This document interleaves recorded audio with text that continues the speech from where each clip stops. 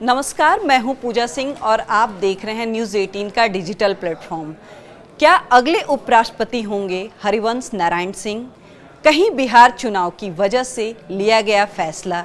क्या सत्ता के गलियारों में हरिवंश नारायण के नाम का शोर? भारत के उपराष्ट्रपति जगदीप धनखड़ ने 21 जुलाई 2025 को स्वास्थ्य कारणों का हवाला देते हुए अपने पद से इस्तीफा दे दिया, जिसे राष्ट्रपति द्रौपदी मुर्मू ने 22 जुलाई को स्वीकार कर लिया।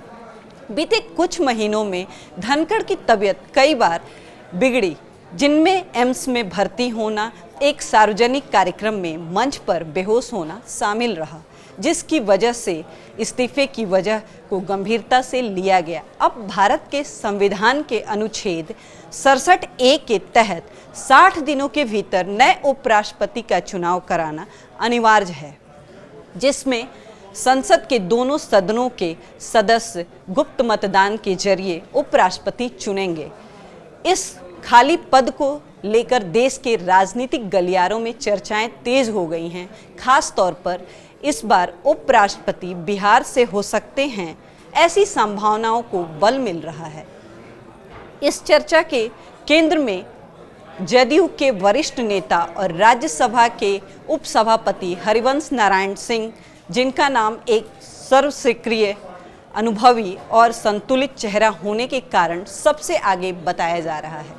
हरिवंश जी की पृष्ठभूमि पत्रकारिता से रही है और उन्होंने प्रभात खबर जैसे प्रतिष्ठित अखबार को खड़ा करने के बाद राज्यसभा में 2 बार उपसभापति के रूप में कार्य किया है, जहां उन्होंने सत्ता और विपक्ष दोनों से स्वीकार्यता मिली है।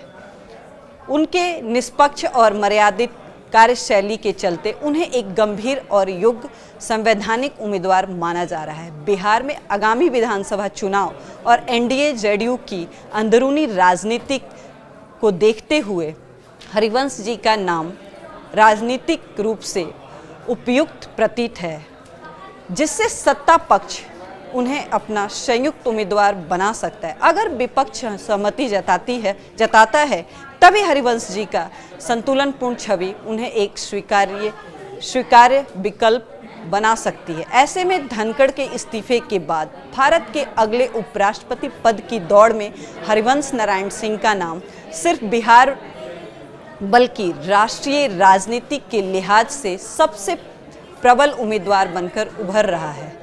नमस्कार।